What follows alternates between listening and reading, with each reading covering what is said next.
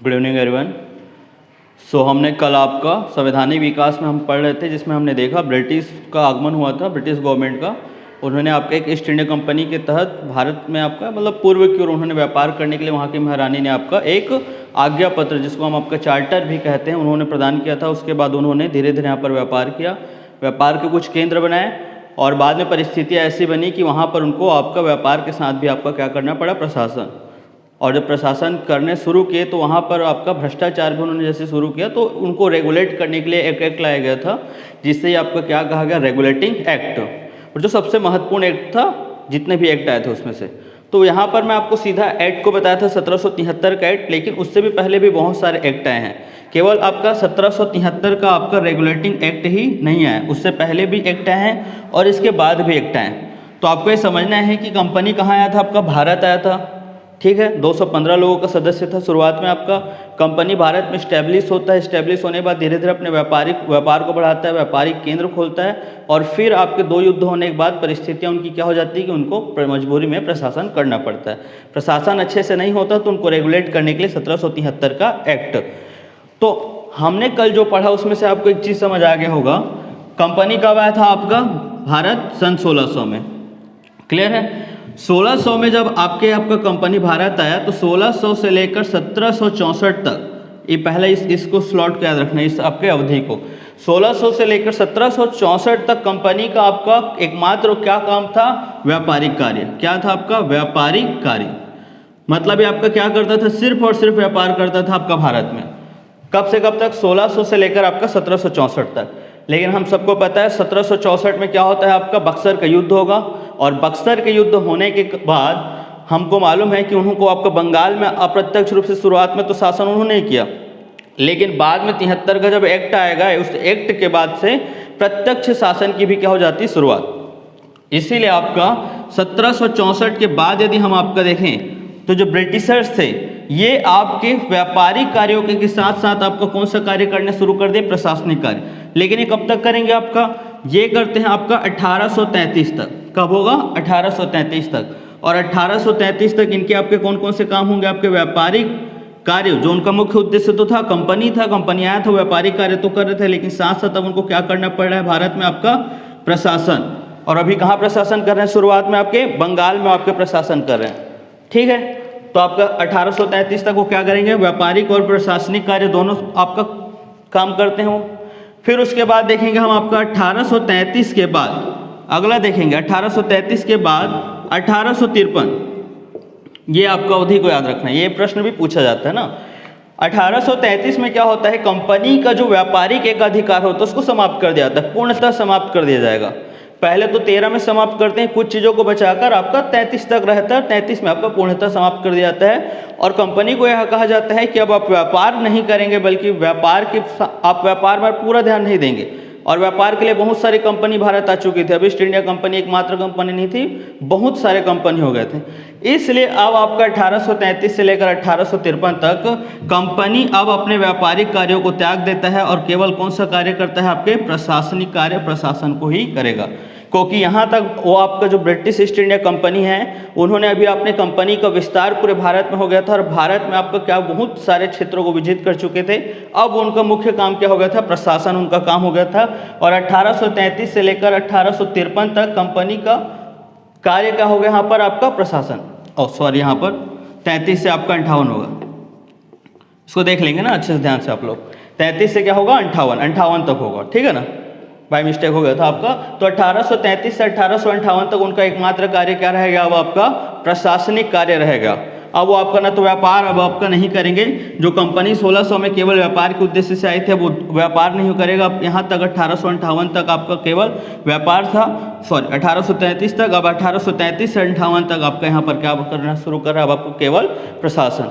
लेकिन आप सभी को पता होगा, या आप में से सब जानते होंगे, 1857 में एक आपका क्या होता है, क्रांति होता है, जिसको हम सभी कहते हैं 1857 की क्रांति।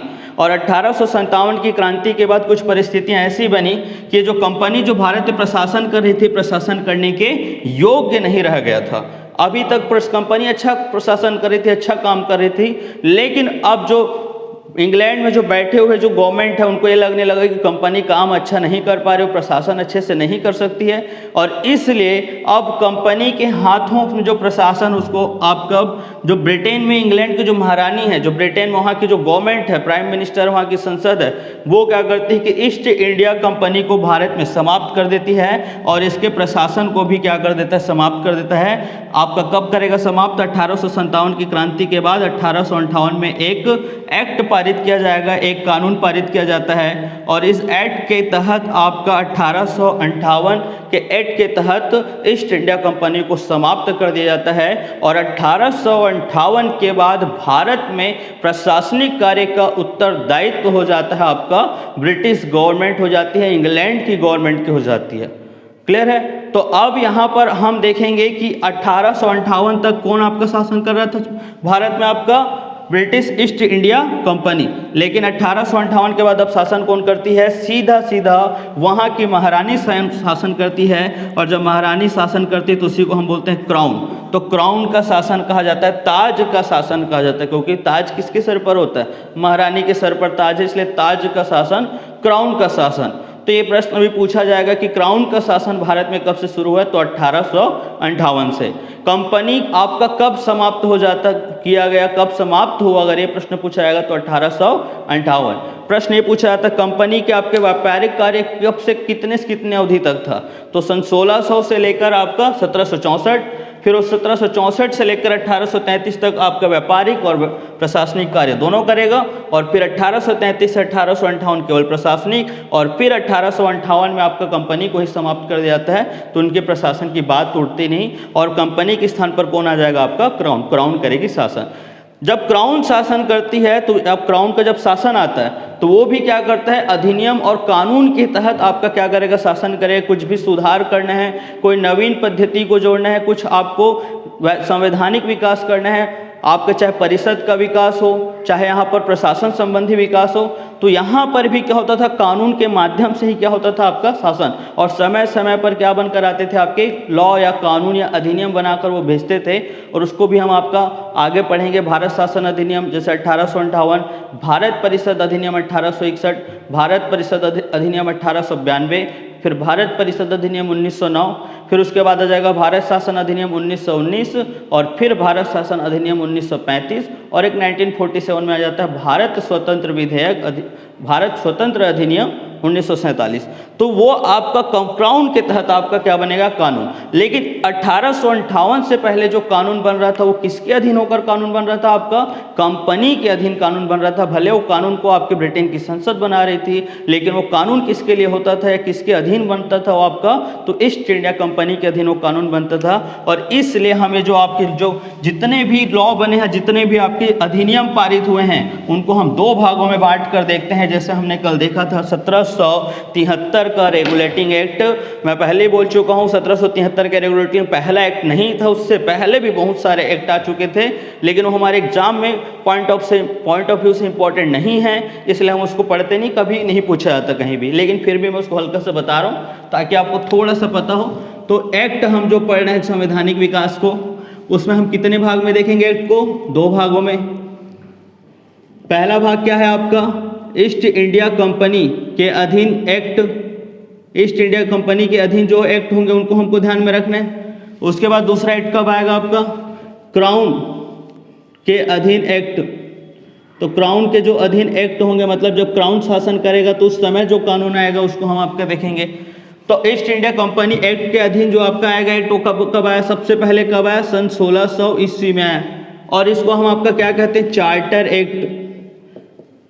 उस एक्ट का नाम क्या होता था पहले? Charter act. चार्टर एक्ट का मतलब क्या होता है इंग्लिश में? चार्टर, और एक्ट को हिंदी में हम क्या बोलते हैं?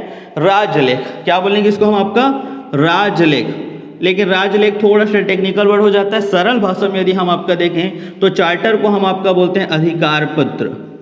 मतलब उनको कार्य करने का एक अधिकार पत्र होता था, एक डॉक्यूमेंट होता था, एक दस्तावेज होता था, जो वहाँ प्रमाणित होता था। कहाँ? ब्रिटेन की महारानी के द्वारा प्रमाणित होता था, और वो भारत के आपके कार्यों को आपका संचालित करने के लिए बनाया जाता था। तो उसी को हम राजलेख कहते हैं, उसी को हम आपका अधिकार पत्र कहते हैं। ठीक है, तो सबसे पहला आपका क्या है? 1600 चार्टर एक्ट। आप सभी को पता होगा 1600 चार्टर एक्ट में क्या होगा बताइए? इसमें ये था कि 215 सदस्यों को पूर्व देशों के साथ व्यापार करने के लिए क्या दिया गया था, आपका अधिकार दिया गया था, किसके माध्यम से, 1681 का आपका चार्टर एक्ट। तो सन 1600 का चार्टर एक्ट आया था। फिर अगला चार्टर एक्ट आया था आपका कुछ साल बाद, तो 1609 का चार्टर एक्ट आया। क्लियर, ये सब बहुत सारे हैं। फिर 1660 में चार्टर एक्ट आया, फिर 1659 में चार्टर एक्ट आया। इसी में आपको बम्बई वाली बात थी, जो मुंबई में 10 पौंड किराए पर जो दिया गया था, मैंने बताया था 1668 में क्या बना था, आपका बम्बई बना था, ठीक है ना, गेराल्ड लोंगियर्ड ने, ठीक, उन्होंने 10 पौंड पर जो किराए में दिया वो बात थी। फिर 1726 में अगला आपका चार्टर एक्ट आया था। एक और आया था बीच में 1786 में चार्टर एक्ट आया था। इसी 1786, ध्यान रखेंगे इस डेट को ना आप लोग, आगे पंचायती राज में भी पढ़ेंगे। इसमें क्या हुआ था, आपका मद्रास को नगर निगम बनाने का आपके इसमें बात कहा गया था 1686 में। ये उतना इंपॉर्टेंट नहीं, लेकिन इसमें थोड़ा सा इंपॉर्टेंट है। इसमें बम्बई की बात कही गई थी, इसमें मद्रास को नगर निगम की बात कही गई थी। आपको भारत में सबसे पहला अगर कोई नगर बना है, सबसे पहला कोई नगरीय निकाय है, तो वो कौन था, आपका मद्रास। क्योंकि हमने देखा था कि आपका 1639 में सबसे पहले मद्रास को उन्होंने क्या किया था, अपना केंद्र बनाया हुआ था, पूरा व्यापारिक केंद्र भारत का आपका। तो उसके बाद 1686 में सबसे पहला नगर कहाँ बना था, आपका मद्रास में, 1686। फिर उसके बाद 1726 में एक्ट आया था आपका, 1742 में एक्ट आया था, बहुत सारे ऐसे एक्ट आए थे। इन सब को क्या कहा जाता था, चार्टर एक्ट। लेकिन ये सब एक्ट हमारे किसी काम का नहीं, कभी एग्जाम में प्रश्न नहीं पूछाते हैं। संविधान का जो आपका पोर्शन है वहाँ से कोई प्रश्न नहीं पूछा है। ऐसे हमने आपका कल क्या देखा था, आपका 1773 और 1773 का हमने आपका क्या देखा था, रेगुलेटिंग एक्ट को पढ़े थे आपका।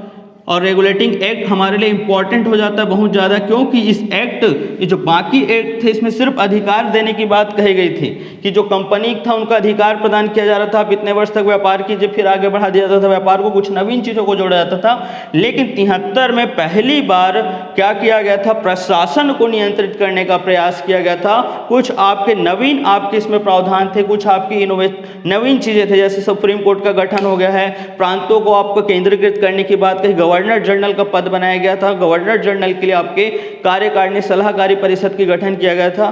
तो ये कुछ नवीन चीज़ें थी। और आपका ये प्रशासनिक कार्य में पहला एक्ट आया था आपका 1773 का। तो 1773 का रेगुलेटिंग एक्ट को समझना है। फिर उसके बाद क्या हुआ था, फिर 1781 में एक एक्ट आएगा, इसको बोलते हैं एक्ट ऑफ सेटलमेंट।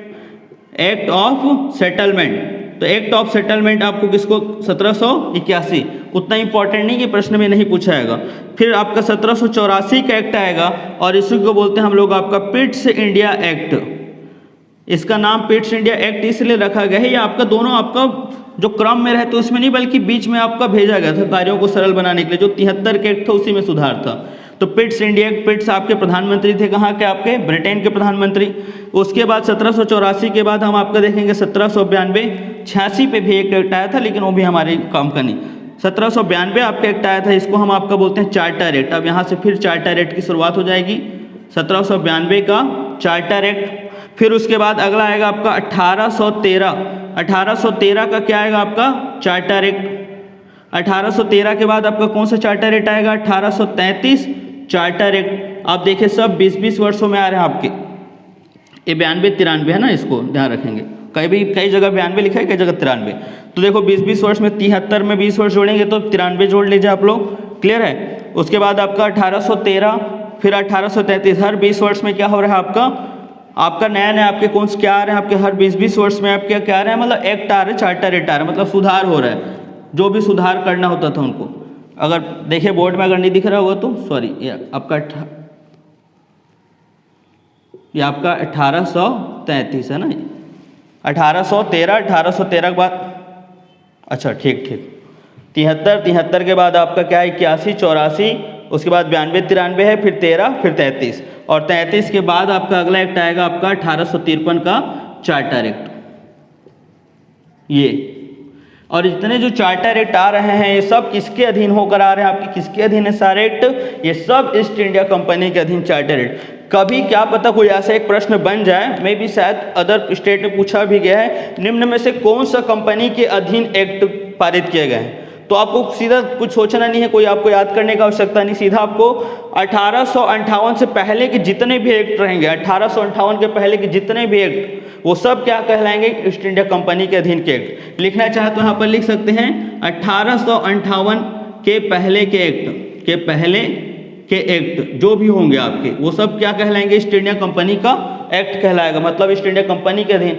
और फिर 1858 के बाद, 1858 के बाद का जो एक्ट होगा वो आपका क्या कहलाएगा, आपका क्राउन के अधीन एक्ट। तो इसको आपको ध्यान में रखना है, पहले इतना याद करना, हम सबको पढ़ेंगे ना, अभी हमने भी सिर्फ एक ही एक्ट को पढ़ा, बाकी सारे एक्ट को हम खत्म करेंगे, ठीक। उसके बाद आपके क्राउन के अधीन कौन कौन से एक्ट है, तो क्राउन के अधीन हमारा एक्ट आएगा सबसे पहले आपका 1858, और यहाँ पर इस एक्ट का नाम होता है आपका government of India act, Bharat शासन अधिनियम। यहाँ पर चार्टर एक्ट आपका पढ़ेंगे और इधर हम क्या बोलेंगे उसको, गवर्नमेंट ऑफ इंडिया एक्ट, मतलब भारत में शासन करने के लिए जो आपका वो कानून लेकर आएंगे उसी को हम आपका क्या कहते हैं, आपका भारत शासन अधिनियम, मतलब भारत में शासन करने के लिए जो आपका अधिनियम पारित किया गया। उसके बाद 3 वर्ष के अंतर्गत फिर आपका एक एक्ट आएगा 1861, ठीक, और इसी को बोलते हैं काउंसिल ऑफ इंडिया एक्ट। इसका नाम है, देखना, काउंसिल ऑफ इंडिया एक्ट, मतलब भारत परिषद अधिनियम। क्या है भारत परिषद अधिनियम, भारत में परिषद का विस्तार करने के लिए जो कानून लाया गया उसी को हम आप क्या कहेंगे, भारत परिषद अधिनियम। और एक और कारण भी कहा जाता है कि वहाँ एक परिषद बना के रखी थी महारानी ने, जो ब्रिटेन की महारानी है, जो वहाँ की जो शासिका है, उसी के नाम पर चलता है, जो भी आपका जो शासन प्रमुख के नाम पर ही कोई बात होता है ना, ठीक। तो वहाँ की जो सरकार ने जो आपका एक परिषद बनाकर रखा था, वो परिषद जब बना रही थी तो उसी को भारत परिषद अधिनियम कहते हैं। और उसका एक कारण भी है कि भारत में परिषद मतलब जो विधायिका का विस्तार करने के लिए जब आपका कार्य किया जा रहा था, तो 1861 में आपका अधिनियम को याद रखें, उसी को हम कहते हैं भारत परिषद अधिनियम। फिर उसके बाद 1892 का एक्ट आएगा, बीच में भी 1-2 एक्ट आते हैं लेकिन वो हमारे काम का नहीं है, ठीक है ना, वो पढ़ते भी नहीं है और बुक में मिलेगा भी नहीं आपको, ठीक है। आपका 1892 का एक्ट आएगा और इसी को हम आपको बोलेंगे काउंसिल ऑफ इंडिया एक्ट। आप लोग इसको पूरा लिखे ना, काउंसिल ऑफ इंडिया के हिंदी में लिखेंगे भारत परिषद अधिनियम, 1861 भारत परिषद अधिनियम। फिर उसके बाद आपका आएगा 1909, और 1909 में भी आएगा कि आपका council of India act, Bharat परिषद अधिनियम। फिर 1919, और यहाँ पर इसका नाम बदल जाएगा, फिर इसको हम बोलते हैं government of India act, Bharat शासन अधिनियम। और फिर आपका 1935 में आएगा जो सबसे बड़ा सुधार होता है आपका, बहुत इंपॉर्टेंट है, सबसे ज़्यादा आपको इसी को अच्छे से पढ़ना है। 1935 में फिर आएगा आपका government of India act, Bharat शासन अधिनियम 1935, 1935 गवर्नमेंट ऑफ इंडिया एक्ट, 1935 का भारत शासन अधिनियम। और उसके बाद फिर अंतिम में एक और विधेयक आता है आपका, अंतिम में जो आपका एक्ट आएगा बोलेंगे आपका 1947 में स्वतंत्र भारत, स्वतंत्र मतलब भारत को आज़ादी देने के लिए जो आपका एक आपका कानून लाया जाता है, इसको भी हम थोड़ा सा पढ़ लेंगे, वैसे ज़्यादा नहीं पूछा था, महत्व नहीं है आपका। तो भारत स्वतंत्रता अधिनियम, तो भारत स्वतंत्रता अधिनियम, इसको आपको ध्यान में रखना है, क्लियर है। तो एक्ट भी बोल सकते हैं उसको, इंडियन आपका इंडिपेंडेंट एक्ट। देखिए, तो आपको इतने सारे एक्ट को हमको क्या करना है, पढ़ना है। तो 1858 के पहले, 1600 से लेकर 1858 के पहले के जो एक्ट होंगे कंपनी के अधीन है, और 1858 से लेकर 1947 तक का जो एक्ट होगा वो आपके क्राउन के अधीन एक्ट होगा, क्लियर है। इनमें से शुरू में जो एक्ट आए हैं वो सिर्फ आपके चार्टर एक्ट के नाम से आते थे, उनको अधिकार प्रदान किया जाता था, ज़्यादा नियम नहीं होता था, उनको बस छूट दी जाती थी, आपको आपका ये करना है वो करना है। उनके व्यापार के अधिकार को 20-20 वर्ष, 30-30 वर्ष, 40 वर्ष के लिए बढ़ा दिया जाता था। तो बस यही था, इसमें कोई महत्वपूर्ण, इसको आपको कब नहीं पढ़ना है। प्रश्न आपके यहाँ से आने शुरू होते हैं, इसमें से भी जो सेलेक्टेड है उससे ज़्यादा प्रश्न आते हैं। तो हमने कल आपका क्या पढ़ा था, 1773 का हमने रेगुलेटिंग एक्ट को पढ़ा था, क्लियर। अब आपको थोड़ा सा याद कर लेना है कि कौन कौन सा एक्ट आपको बिल्कुल एकदम बाय हार्ट याद होना चाहिए, ठीक है ना। आपको ये पहले जब तक डेट याद नहीं होगा तब तक आप अंदर की बातों को याद नहीं रख सकते। और मैं पहले बता रहा हूँ, ये जो आपका जितने भी एक्ट हैं, ये एक्ट आपके काफ़ी टफ होते हैं ना। अभी आपको भले लग रहा है पढ़ते टाइम आप ये जब भी पढ़ते हैं कि मुझे याद हो गया, लेकिन आप 4 दिन बाद, 1 हफ्ते बाद जब फिर से रिकॉल करते हैं तो आप पूरा दिमाग से गायब हो जा रहते हैं चीज़ें, क्योंकि लगता है पढ़ते समय कि हाँ बन जाएगा, लेकिन जब फिर पलटाएंगे तो आपको पता चलेगा कुछ याद ही नहीं है। बहुत अच्छे से इसको पढ़ना है, और यहाँ से हमेशा प्रश्न बनता ही है। आप उठाकर देखेंगे CGPSC, एक प्रश्न तो आता ही यहाँ से। लास्ट ईयर में भी नहीं आया था, लेकिन उससे पहले के जितने भी आप क्वेश्चन आएंगे, प्री वाला पेपर जाकर देखेंगे, हमेशा एक प्रश्न पूछा ही गया है, और एक कभी कभी तो विवादित प्रश्न भी आपके हो गए, मतलब प्रश्न पूछा है बच्चे ने, जो स्टूडेंट है उन्होंने कुछ और लगा कर आए, लेकिन आंसर पीएससी ने भी कुछ और ले लिया। तो आपको बहुत बारीकी समझना है, पीएससी ने बिल्कुल सही आंसर लिया था। एक बार उन्होंने पूछा था, जैसे 1813 के एक्ट के बारे में बता रहा हूँ, उन्होंने एक पूछा था कि कंपनी का व्यापारिक एक अधिकार कब समाप्त किया गया। तो अधिकांश बुक में लिखा गया कि 33 भी दिया है, 13 भी दिया, दोनों दिया है, लेकिन वहाँ पर कन्फ्लिक्ट हो गए थे 13 लेना है कि 33 लेना है। अधिकांश लोगों ने 33 लगा कर आएगा, लेकिन आंसर क्या हुआ 13, और लेकिन रियल आंसर और सही आंसर भी क्या आपका 13 ही है आपका आंसर, ठीक है ना। तो उनको भी हम आपका देखेंगे, उसको हम पढ़ने में कई लोग गलती कर जाते हैं, उसको आपको समझना अच्छे से। अरे समझ, पहले आपको याद करना है, देखिए आप लोग बोलना है ना, जब भी आप पढ़ रहे हैं तो वहाँ से आपको क्या करना है, बोलना है। अगर आप चुपचाप अगर हेडफोन लगाकर सिर्फ आप देख रहे हैं वीडियो को, ऐसे ही देख रहे हैं और ऐसे ही पढ़ाई करेंगे तो नहीं होगा। अभी आप देखिए आपका एग्ज़ाम अब होने वाला है, ठीक है, कल परसों आपका नोटिफिकेशन आने वाला है, और जैसे ही आपका नोटिफिकेशन आएगा तो सब के सब तैयारी करना आपका शुरू कर देंगे। जो पुराने पढ़ रहे हैं वो भी आपके बहुत अच्छे से तैयारी पे लगे हुए हैं, जो मेंस लिख रहे हैं उन लोग तो ऑलरेडी तैयार हैं, और जो पिछले साल जिनका नहीं निकला है, जो चूक गए, वो भी पढ़ रहे हैं। मतलब तैयारी और कंपटीशन इस पर बहुत ज़्यादा है, ठीक है। लोग बहुत अच्छी तैयारी में आप शुरू कर दिए हैं, क्योंकि उनको पता है अब नोटिफिकेशन आने वाला है। और अभी तक का जो घर बिताए हैं, जो आलस्यपन उनके अंदर था, उनको सब त्याग कर अब शुरू कर रहे हैं पढ़ाई का। तो आप भी अच्छे से उसको पढ़िए, आप उसको बिल्कुल लेजीनेस नहीं करना है कि जब आएगा तब पढ़ेंगे, ठीक है। अब शुरू कर दीजिए पढ़ाई आप, तभी आप बाकी लोग से आप आगे निकल पाएंगे। और मे भी एग्ज़ाम फरवरी मार्च के आसपास सब उम्मीद लगा कर रखें कि उसी के आसपास होना चाहिए, उससे ज़्यादा आगे नहीं बढ़ेगा। मार्च से आगे अब 2 दिन में पता चल जाएगा आपको कि क्या हो रहा है, ठीक है। तो चलिए, आप वहाँ पढ़ रहे हैं तो उसको बोलना है ना, तो बताइए सबसे पहले कौन सा आपका एक्ट को पढ़ना है हमको। इन एक्ट को हमको ध्यान नहीं देना, लेकिन पता होना चाहिए कौन सा एक्ट आया था, 1773 का रेगुलेटिंग एक्ट। फिर 20-20 साल में आपको बढ़ाकर चलें, इन दोनों को भी छोड़ रहे हैं, 20-20 साल में आगे बढ़ाएंगे।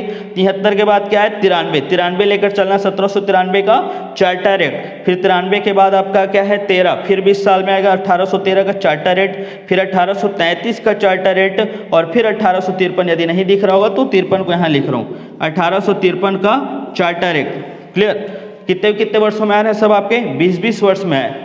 और हुआ क्या, 1858 में किसको समाप्त कर दिया गया, कंपनी को। फिर कंपनी के बाद कौन आ गया, सीधा क्राउन, मतलब ब्रिटेन की महारानी, मतलब ब्रिटेन की जो गवर्नमेंट है वो सीधा भारत में शासन करेंगी।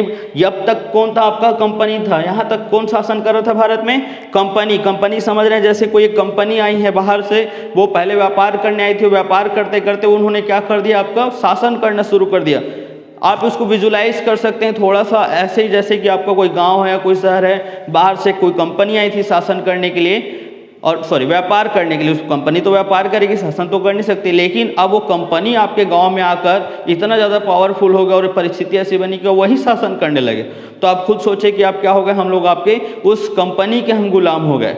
लेकिन अभी तक हम अप्रत्यक्ष थे, किसी देश के गुलाम नहीं हुए। लेकिन जब कंपनी शासन ही नहीं कर पा रहा था ढंग से, तब क्या हुआ, वहाँ पर जिस देश से वो कंपनी आया था, जिस दूसरे शहर से आया था, उस देश का शासन हमारे यहाँ या उस शहर का शासन हमारे हो रहा है। तो आपको यहीं से हम क्या हो गए, आपके परतंत्र हो गए, गुलाम हो गए, किसके, आपके अंग्रेजों के। आ रहा होगा समझ आप लोग को। तो आपका 1773 का एक्ट, फिर आपका 93, 13, 33, 53, 20-20 साल में याद रखना है। 58 याद रखना है, पहला क्या है 58 में एक्ट बना था, आनंद फानन ने बना था। 1857 में क्या हुआ था, क्रांति हुआ था। क्रांति को ही आपको दबाने के लिए उन्होंने क्या किया, 1858 का तुरंत एक्ट लाया था, ठीक है, जो दब गया था थोड़ा सा आपका, उसके बाद आपका एक्ट लाया। एक्ट आपका तुरंत बनाया गया था, इसलिए आपके परिपक्व एक्ट नहीं था, बहुत सारी बातें इसमें नहीं थी। फिर से आपका विचार विमर्श करके 3 वर्ष के अंदर फिर आपका एक्ट बनाया गया, और ये एक्ट इतना बढ़िया था कि आपका बहुत साल तक लंबा चला। कब तक चले आपका, 1892 तक, मतलब 30 साल इसकी क्या हो गई, काफ़ी अच्छा एक्ट बनकर चल रहा था, कोई परेशानी नहीं। मतलब 1858 और 1861 के एक्ट के बाद भारत में शासन करने में कोई परेशानी नहीं हो रही, कहाँ, इंग्लैंड के गवर्नमेंट को। फिर 1892 में आपका बहुत सारा मांग होता है, इसी समय कांग्रेस का गठन होगा, और फिर 1892 के एक्ट याद रखना है, government council of India act. फिर 1909 में आपका काउंसिल ऑफ इंडिया एक्ट। फिर उसके 10 साल बाद 1919 गवर्नमेंट ऑफ इंडिया एक्ट। फिर उसके आपके कुछ वर्षों के बाद हम आपका देखेंगे आपके 1935 में गवर्नमेंट ऑफ इंडिया एक्ट 1935 का, और फिर 1947 का आपका भारत स्वतंत्रता अधिनियम आपका आया था। क्लियर है, बन जाएगा यहाँ तक। तो आपको पहले तो याद रखना है इसको। क्लियर, तो हमने कल आपका क्या पढ़ा था, 1773 का रेगुलेटिंग एक्ट को हमने आपका देखा था।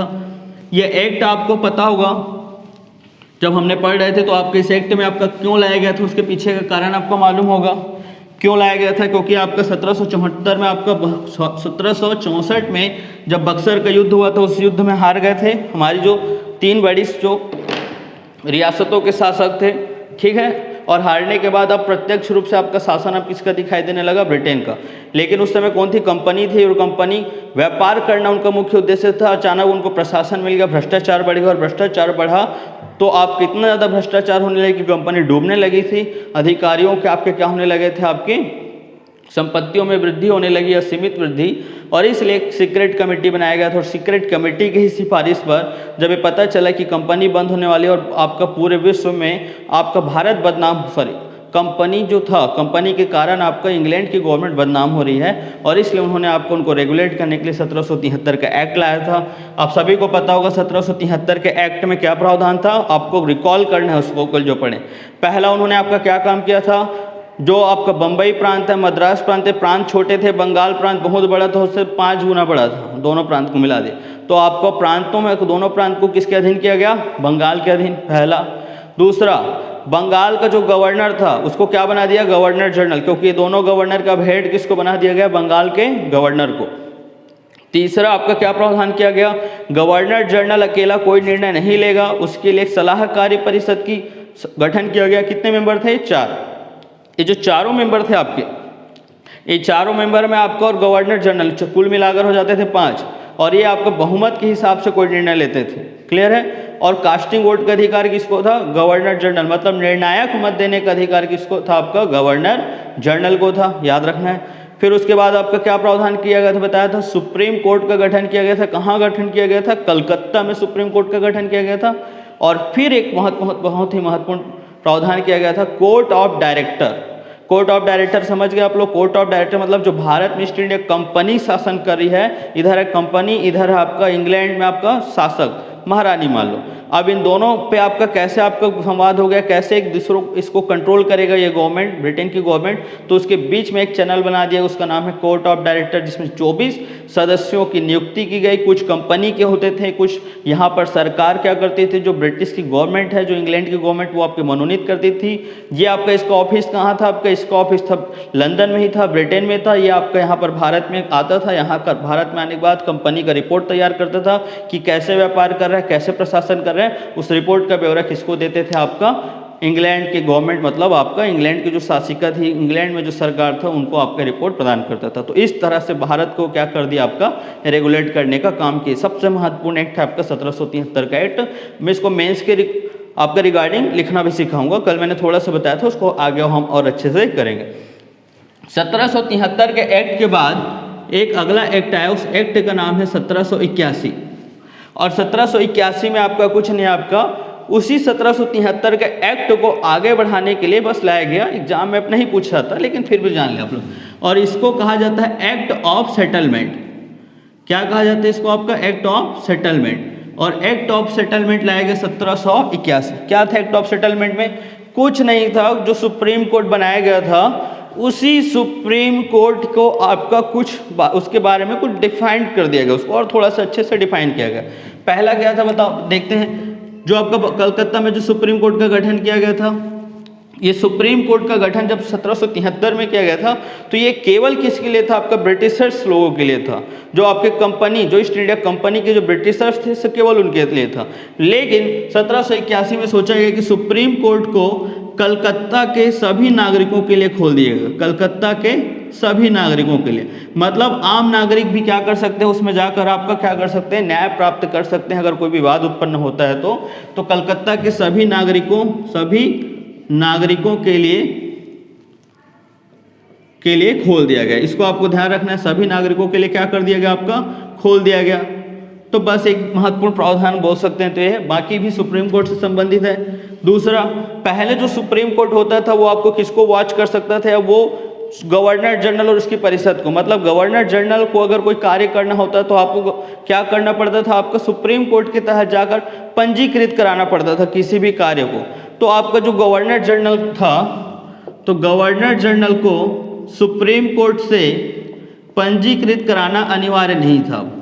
शुरुआत में उनको कंट्रोल करना था करके, क्योंकि वहाँ पर जो सुप्रीम कोर्ट है, सुप्रीम कोर्ट में क्या जज बैठे रहते थे ना, ठीक। और जज क्या करते थे, कोई आपके अन्याय ना हो करके किसी भी कार्य को अगर आप कर रहे हैं गवर्नर जनरल, तो उसको पंजीकृत कराना पड़ता था सुप्रीम कोर्ट में जाकर।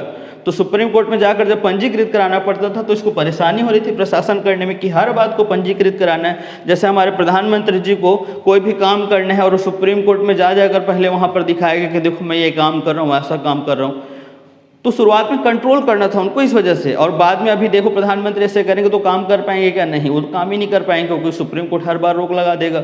शुरुआत में कंट्रोल करना था करके 73, 74, 75, 76 कुछ वर्षों तक चला, लेकिन 81 में लगा कि नहीं अब नहीं बनेगा करके, तो गवर्नर जनरल को सुप्रीम कोर्ट से पंजीकृत कराने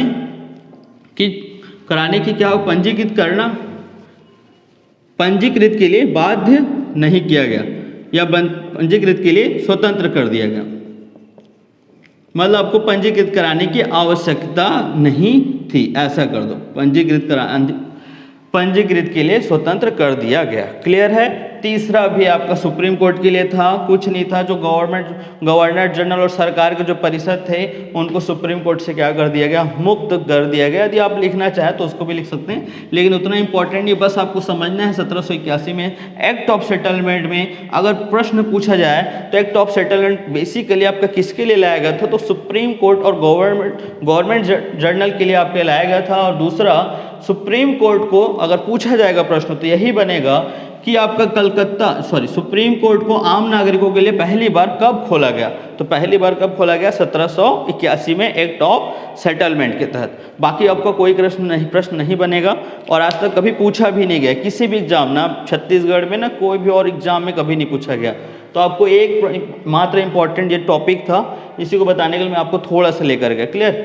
तीसरा टॉपिक लिखना चाहे तो लिख लेंगे, जो गवर्नर जनरल है और उनके जो परिषद है उनको भी क्या कर दिया गया, आपका सुप्रीम कोर्ट से आपका मुक्त कर दिया गया, मतलब उनको स्वतंत्र कर दिया गया। पंजीकृत कराने की भी आवश्यकता नहीं थी, ऐसा भी हमको मिलता है। क्लियर है।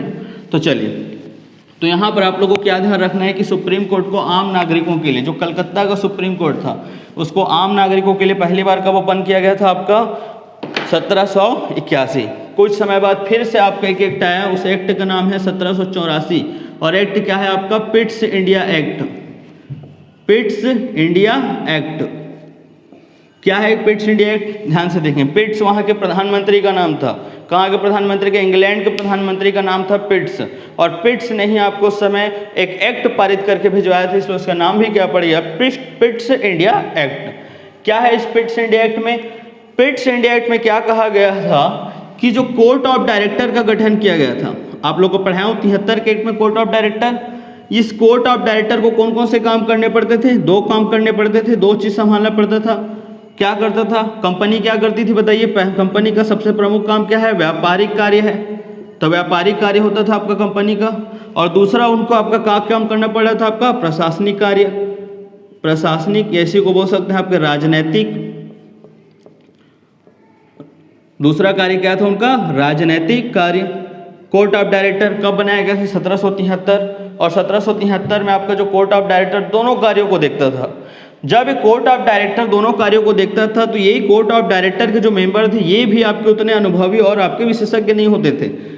अधिकांश लोग कभी कभी आपके व्यापारिक जो कार्य करने वाले थे वो आ जाते थे, उनको प्रशासनिक कार्य करता नहीं बनता था, क्योंकि प्रशासनिक निर्णय नहीं ले पाते थे, प्रशासन का कैसे करना है। और यदि इसमें प्रशासनिक मेंबर होते थे तो व्यापारिक कार्यों का विरोध करते थे कि आपकी ऐसे नहीं करना चाहिए, वैसा नहीं करना चाहिए। और इसलिए कहा गया कि 1773 का जो एक्ट बना था, जो कोर्ट ऑफ डायरेक्टर था, इस कोर्ट ऑफ डायरेक्टर को उन्होंने आपका क्या कर दिया, जो संस्था था जिसमें 24 मेंबर थे, इसको उन्होंने 2 भागों में क्या कर दिया, आपका विभाजित कर दिया। कब किया, 1784। और व्यापारिक कार्यों को देखने के लिए उन्होंने एक अलग से संस्था बना दी, इसी को बोला गया आपका बोर्ड ऑफ डायरेक्टर। क्या बना दिया गया आपका, बोर्ड ऑफ डायरेक्टर, इसी को बोलते हैं बीओडी। कब बना, 1784 के एक्ट में। और प्रशासनिक या राजनीतिक कार्यों के आपका संचालन के लिए एक और आपका संस्था बना दिया गया, इसी को बोलते हैं बोर्ड ऑफ कंट्रोलर, बीओसी। तो एक बना दिया गया आपका बोर्ड ऑफ डायरेक्टर व्यापारिक कार्यों के संचालन करने के लिए, और एक बना दिया गया आपका बोर्ड ऑफ कंट्रोलर, आपका किसको, प्रशासनिक या राजनैतिक कार्यों के संचालन के लिए क्या बना दिया गया, आपका दूसरा एक आपका संस्था बना दिया गया। क्या किया बताओ? तो 1784 के एक्ट में क्या हुआ? तो 1784 के एक्ट में ये हुआ कि कोर्ट ऑफ डायरेक्टर का विभाजन कर दिया गया, क्योंकि इससे पहले कोर्ट ऑफ डायरेक्टर को दो काम करने पड़ते थे। पहला काम था व्यापारिक, दूसरा काम था प्रशासनिक या राजनीतिक, और ये दोनों आपके अच्छे से काम नहीं कर पा रहे थे। एक ही संस्था दो काम को अच्छे से नहीं कर पा रही थी, और इसलिए निर्णय लिया गया कि कोर्ट ऑफ डायरेक्टर को क्या कर दिया जाए, उसका विभाजन कर दिया जाए, उनके विशेषज्ञ लाए जाए उनके कार्यों में, और जो आपके व्यापारिक संबंधी विशेषज्ञ थे उनके लिए बोर्ड ऑफ डायरेक्टर बनाया गया। मतलब कोर्ट ऑफ डायरेक्टर को पहला क्या बनाया गया? बोर्ड ऑफ डायरेक्टर व्यापारिक कार्य के लिए, और दूसरा क्या बना दिया गया? प्रशासनिक कार्यों के संचालन के लिए बोर्ड ऑफ कंट्रोलर बनाया गया। तो पहला आपका प्रावधान क्या था? बोर्ड ऑफ डायरेक्टर और बोर्ड ऑफ कंट्रोलर। ये प्रश्न पूछा गया है, ये बहुत ही इंपॉर्टेंट है। 1784 का पिट्स इंडिया एक्ट आपको याद रखना होगा अच्छे से, ये कई बार पूछा गया एग्जाम में। क्लियर है कि आपका बोर्ड ऑफ डायरेक्टर या बोर्ड ऑफ कंट्रोलर कब बना? तो आपका 1784। कोर्ट ऑफ डायरेक्टर का आपका विभाजन कब हुआ? तो 1784। इसको ध्यान रखना आपको। क्लियर है? आपको समझ आ गया कि क्यों ऐसा हुआ है। तो पहला प्रावधान क्या हुआ है? कोर्ट ऑफ डायरेक्टर का विभाजन करके व्यापारिक कार्यों के लिए बोर्ड ऑफ डायरेक्टर और प्रशासनिक कार्यों के लिए बोर्ड ऑफ कंट्रोलर का गठन किया गया। दूसरा क्या प्रावधान किया गया? ध्यान से देखेंगे, बहुत इंपॉर्टेंट है। मैंने आप लोग को पढ़ाया था 1773 का जो आपका क्या था? गवर्नर का परिषद था, और ये गवर्नर जनरल का जो आपका परिषद था, परिषद में आपके कितने मेंबर थे आपको पता होगा? जो उनके सलाहकारी परिषद थे, प्रारंभ में उनका नाम था, लेकिन बाद में उस परिषद को कार्यकारिणी परिषद के नाम से जाना, मतलब सब मिलकर उसको कार्य करते थे। अकेला आपका वो कार्य नहीं करेगा, बल्कि मिलकर काम करेंगे। क्लियर है ना? मिलकर निर्णय लेंगे। तो गवर्नर जनरल की परिषद 1773 के एक्ट मैंने पढ़ाया था, कितने मेंबर थे आपके? 4, और गवर्नर जनरल को मिलाकर कितने हो जाते थे? 5। और इसलिए जब 4 आपके सलाहकारी मेंबर थे तो गवर्नर जनरल निर्णय ही नहीं ले पाता था किसी बात का, क्योंकि सलाहकारी परिषद यदि 3 लोग एक गुट बना के रख लिए हैं तो गवर्नर जनरल कोई भी उसका कोई कार्य करने के लिए स्वतंत्र हो ही नहीं पाता, भले बड़े पद पर बैठा है। जैसे कि माना कि आज हमारे प्रधानमंत्री हैं, प्रधानमंत्री के नीचे 4 और व्यक्तियों को ऐसे बिठा के रख दिए हैं, वो भी माने कि मंत्री का दर्जा कोई भी। अब प्रधानमंत्री अपने मन से कोई स्वतंत्र कार्य कर पाएगा क्या? नहीं, वो डिपेंडेंट है उन चारों के ऊपर। यदि 4 में से अगर 3 लोग अपना गुट बना लें किसी बात को लेकर, तो वो कभी पारित ही नहीं होगा, वो निर्णय ही नहीं ले पाएगा। और इसलिए समस्या यहाँ पर आ रही थी, गवर्नर जनरल अपने कार्यों के लिए निर्णय नहीं ले पा रहे थे, चाहे व्यापारिक कार्य हो, प्रशासनिक कार्य, मतलब वो काम ही नहीं कर पा रहे थे। और इसलिए गवर्नर जनरल की परिषद में परिषद की संख्या 4 से घटाकर, 4 था उसको 4 से क्या कर दिया? कम कर दिया गया।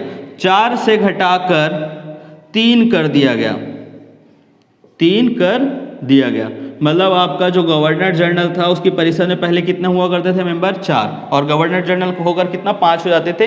3-2 का बहुमत चाहिए रहता था, लेकिन अब बहुमत आपका निर्णय अच्छे से नहीं हो पा रहा था, इसलिए अब क्या किया गया? 3 कर दिया गया। अब 3 कर दिया गया तो परिषद आपकी क्या हो गई? कमजोर हो गई, और गवर्नर जनरल जो था वो आपकी पावर थोड़ी सी उसमें क्या हो गई? आपको उसकी बढ़ गई, मतलब उसकी शक्तियों में थोड़ा सा क्या हुआ? आपका वृद्धि हुआ।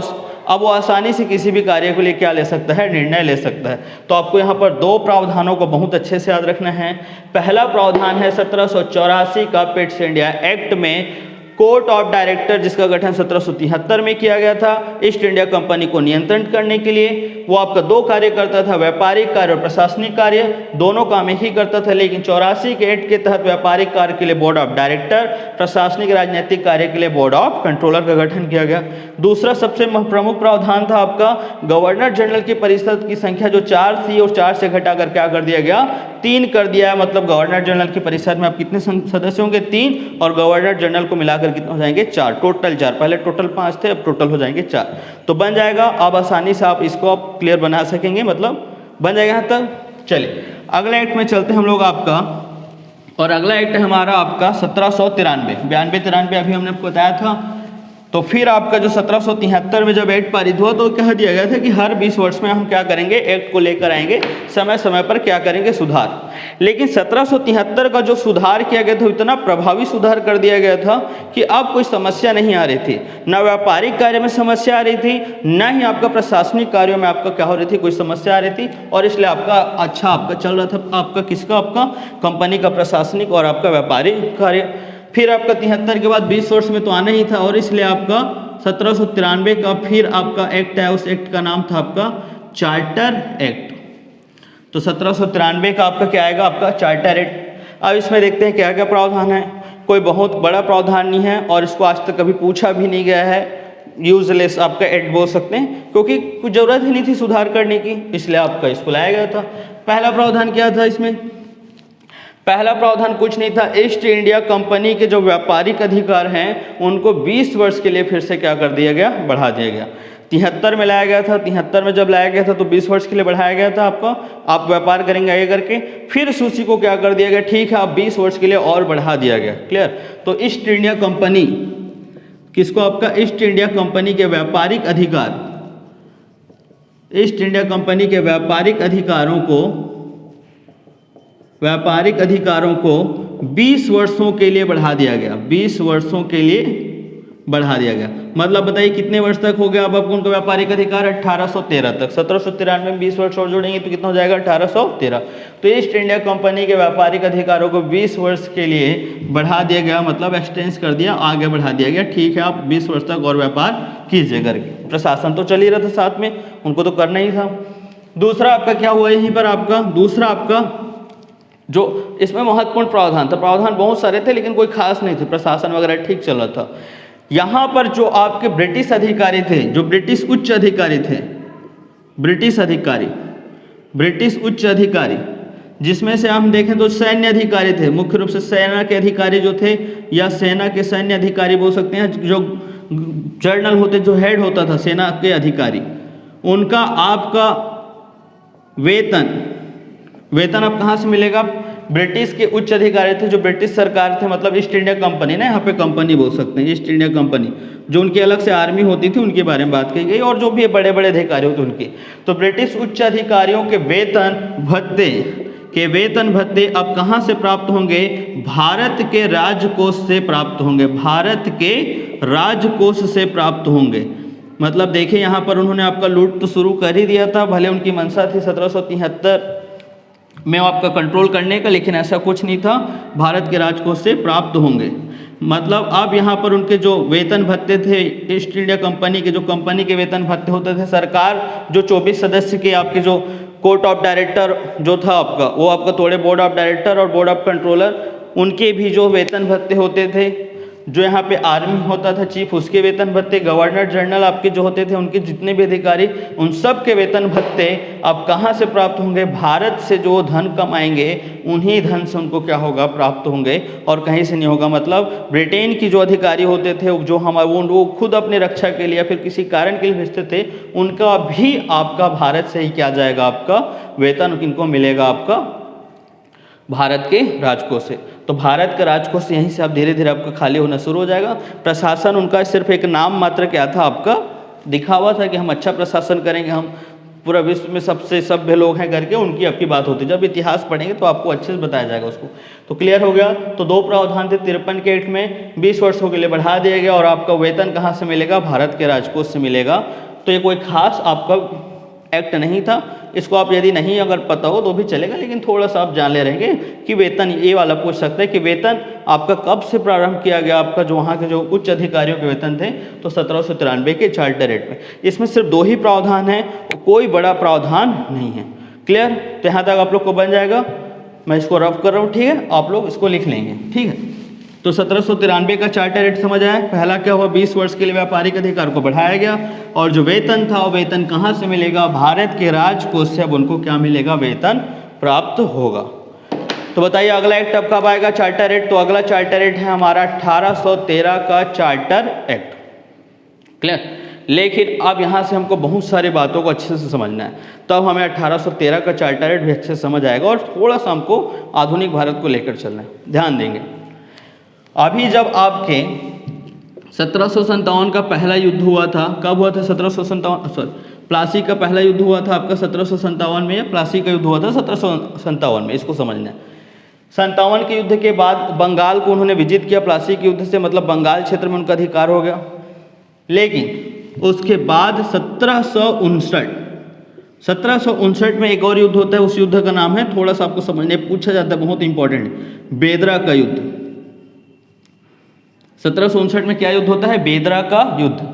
ये बेदरा के युद्ध में क्या होता है, तो ध्यान देंगे, जब आपका भारत में हम देखेंगे तो आपका जैसे अंधकार युग वहाँ समाप्त होता है यूरोप में, तो वहाँ पे धीरे धीरे यूरोपीय कंपनी कहाँ आते हैं, भारत। सबसे पहले कौन आए थे आपके, पुर्तगाली। कहाँ कौन आए थे आपके, पुर्तगाली। पुर्तगालियों के बाद कौन आए थे आपका, डच। डच के बाद कौन आए थे आपके, अंग्रेज। और अंग्रेज के बाद हम आपका सीधा ले सकते हैं फ्रांसीसी, स्वीडिश वगैरह आए थे, लेकिन उतने महत्वपूर्ण नहीं थे। फ्रांसीसी कौन है आपके, फ्रांसीसी मतलब फ्रांस के आए थे। तो चार को देखते हैं।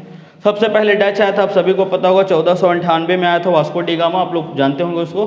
पुर्तगाली जब शुरुआत में आया तो मैं बताया था कि आपको उन्होंने आपका कहाँ पे आपका शुरुआत में शासन था आपका, इस पोर्शन पे वो आपका कब्जा करके रखे थे। लेकिन मैंने बताया था 1668 में आपका बम्बई को क्या दे देते हैं, दहेज पे। और आपकी ये ब्रिटेन की जो ब्रिटिश जो अंग्रेज थे, ये अंग्रेजों से वो कंपटीशन में आपका क्या होगा, धीरे धीरे पिछड़ते गए, क्योंकि ये प्रतियोगिता नहीं कर पाए। अब माना कि चार आपके बड़े दुकान हैं, चार कंपनी हैं, अब उनमें से आपको पुर्तगाली भले पहले आया था, लेकिन ये क्या होगा, आपके इसके सामान अच्छे नहीं थे, या फिर व्यापार अच्छा नहीं कर पाए, या इनके सामने वो टिक नहीं पाए, और इसलिए व्यापार में पिछड़ते गया। और इनके जो कुछ जो कोठी थे वहीं तक रुक गए, जैसे कोचीन हो गया है, गोवा हो गया आपका, क्लियर, इधर पांडिचेरी हो गया आपका, क्लियर, यहाँ पर दमन दीव, ऐसे दो चार क्षेत्र में आपका सिमट कर रहेगा। ज़्यादा उन्होंने आपका विस्तारवादी नहीं कर पाए, ना ही इनको राजकीय संरक्षण प्राप्त हो। जैसे मैंने आपको पढ़ाया था कैप्टन हॉकिंस, टॉमस रो 1608 में मिलने गए थे, वैसे इन लोग ने कोई बड़ा काम नहीं किया था। इन लोग उतने ज़्यादा चतुर नहीं थे जितने कौन चतुर थे, अंग्रेज।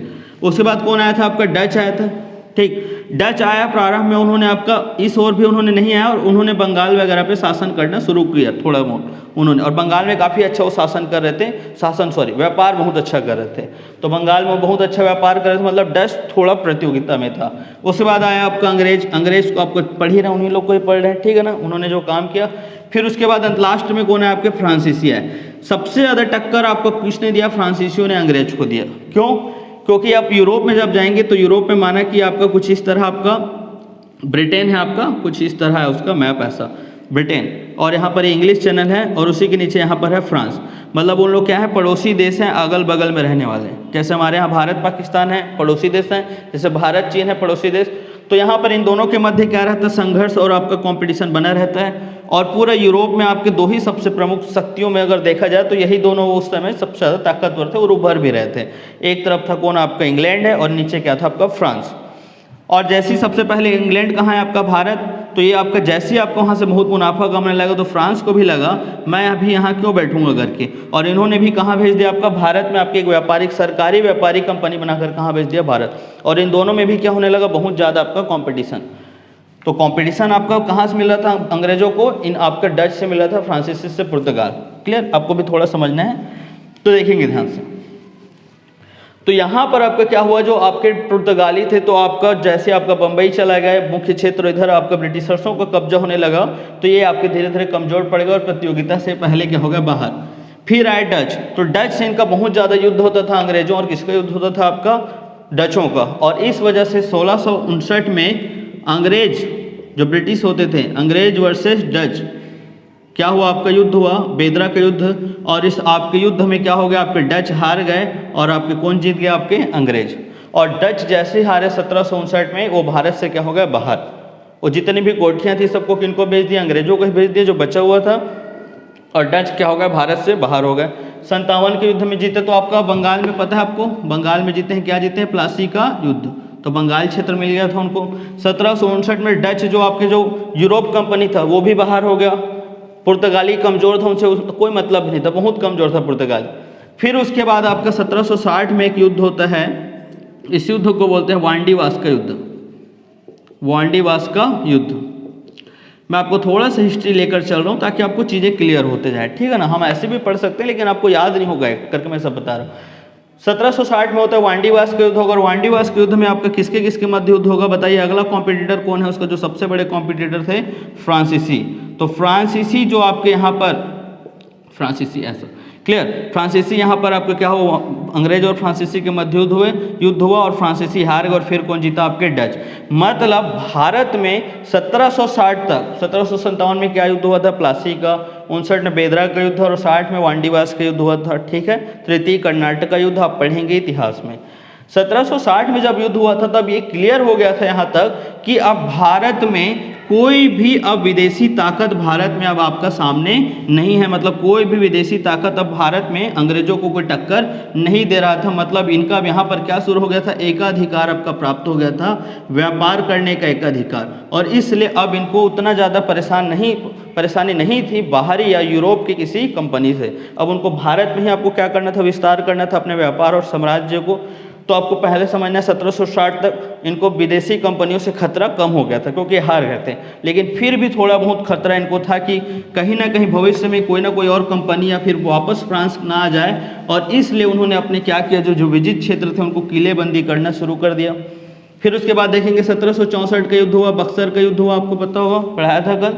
और बक्सर के युद्ध में अब एक क्लियर हो गया था कि उनको बंगाल का क्या हो गया, प्रशासन करना है, ठीक है ना। अब आप देखेंगे यहाँ पर बना रहा हूँ, ध्यान से देखेंगे, यह है बंगाल, क्लियर। बगल में क्या है आपका, यह है आपका यूपी, इसको बोलते हैं हम आपका अवध, ठीक है, ये अवध है आपका, ये है बंगाल।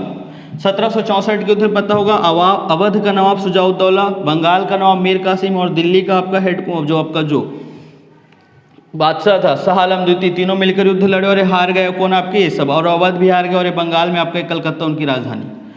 अब 1764 में जब युद्ध हुआ तो आपका पहली बार इन्होंने बंगाल ने क्या किया, अवध पर आपका एक तो मुक्त व्यापार प्रारंभ कर दिया, मतलब बिना कोई आपका टैक्स दिए मुक्त व्यापार यहाँ पर प्रारंभ कर दिया, क्लियर। और दूसरी बात, यहाँ पर उन्होंने पहली बार आपका क्या किया, सहायक संधि की शुरुआत। मैं आपको सहायक संधि बताना चाह रहा हूँ, इसको आपको समझना है बहुत अच्छे से, बहुत इंपॉर्टेंट है। अब पहली बार सहायक संधि उन्होंने अवध के साथ की। सहायक संधि में उन्होंने क्या किया कि जो आपके अंग्रेज जो थे, ब्रिटिशर्स, ईस्ट इंडिया कंपनी, ये जाकर अपने जो बगल वाले जो देश होते थे या बगल वाला जो राज्य होता था, जो बहुत ताकतवर राज्य होता था, उससे जाकर वो संधि कर लेते थे।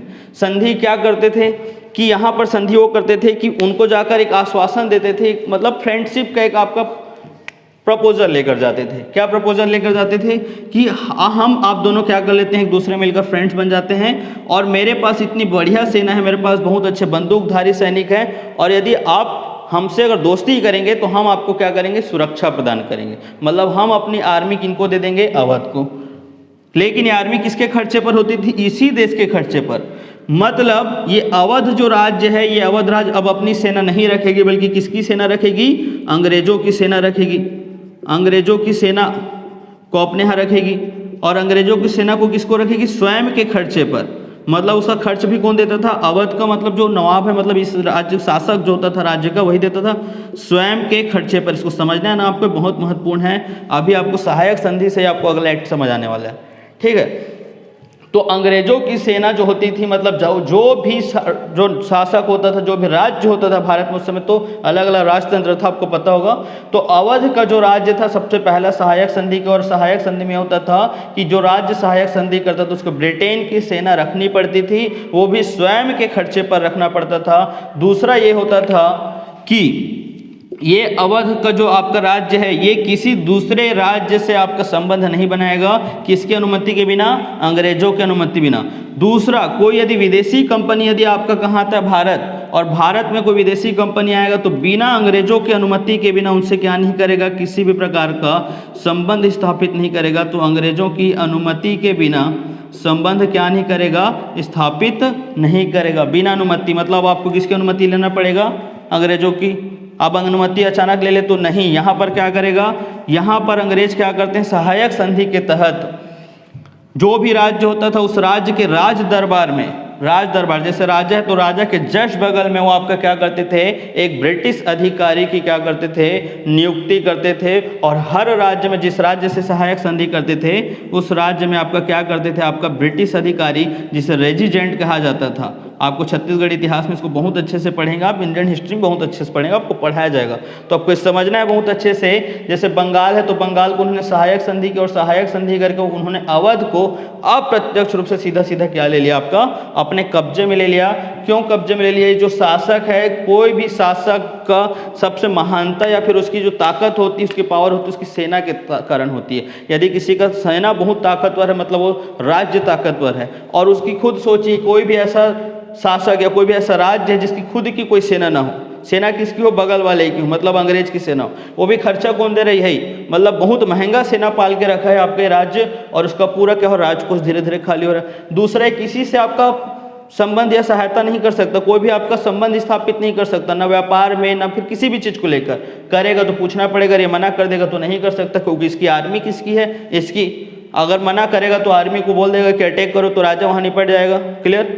और उसके बाद वहीं पर क्या करता था, एक ब्रिटिश अधिकारी के तौर पर एक ब्रिटिश अधिकारी को नियुक्त करता था, जिसको रेजिमेंट कहा जाता था।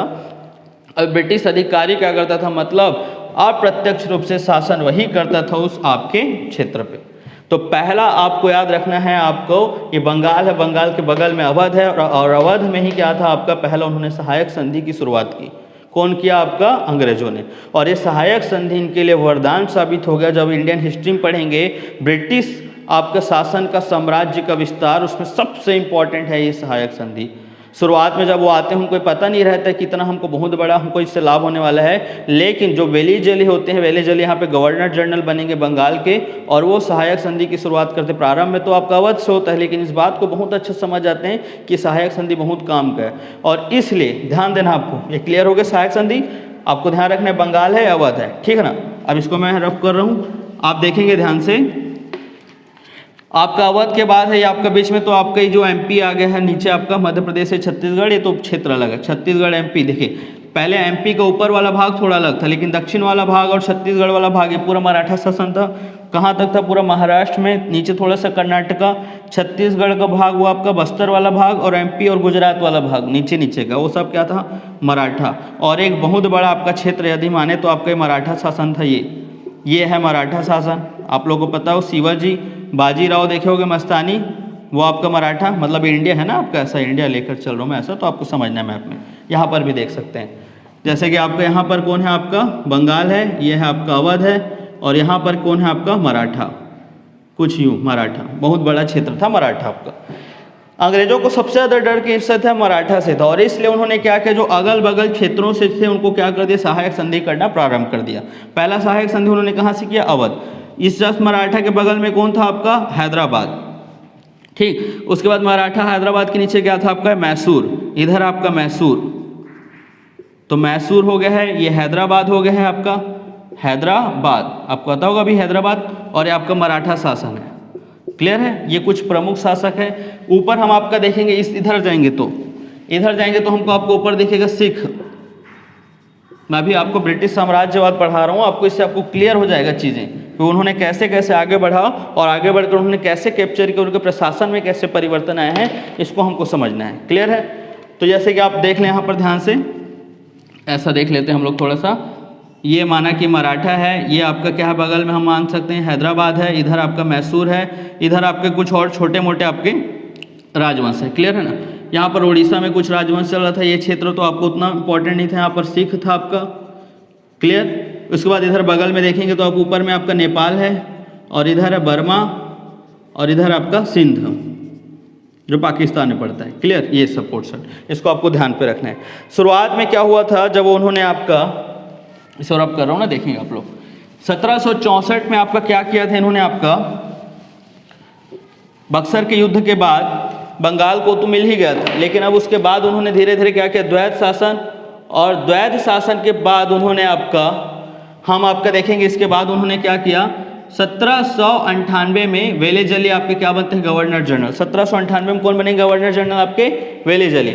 और जब वेलेजली गवर्नर जनरल बनते हैं तो यहीं पर वो आपको क्या लेकर आते हैं, सहायक संधि। ये सहायक संधि इतना कारगर होता है आपके अंग्रेजों के लिए कि वो आपका क्या करेंगे, सबसे पहले तो आपका युद्ध करते हैं, और युद्ध करने के बाद कुछ जगह युद्ध करके जीतेंगे, और कुछ जगह वो क्या करेंगे, सहायक संधि करेंगे। क्लियर।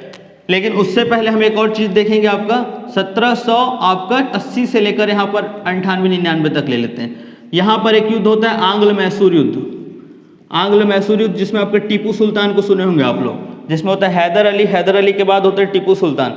तो आंग्ल मैसूर युद्ध होगा, और मैसूर को आपका कहा जाता है, जीत जाते हैं आंग्ल मतलब अंग्रेज, और मैसूर मतलब मैसूर, ये वाला पोर्शन। और आंग्ल मैसूर युद्ध में कौन जीतेंगे, आपके अंग्रेज। और ये मैसूर वाला क्षेत्र भी आपके किसके कब्जे में आ जाता है, आपका अंग्रेजों, ब्रिटिश। ये सब ब्रिटिश है ना, देख लीजिए आप, ये सब ये ब्रिटिशर्स है, यहाँ तक हो गया।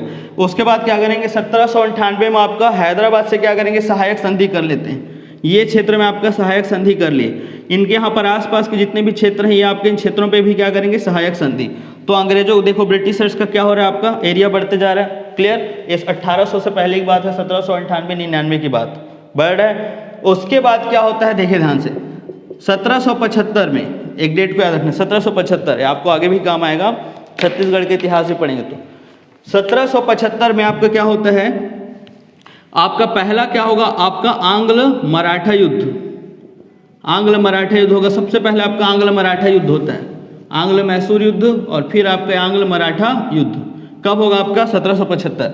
इसमें भी कौन जीत जाते हैं आपके, अंग्रेज। और पहले आपके मराठा जीतते हैं, फिर बाद में कौन जीतेंगे, अंग्रेज जीत जाते हैं। फिर उसके बाद 1802 में आपका फिर क्या होता है, आपका आंग्ल मराठा युद्ध होगा और आंग्ल मराठा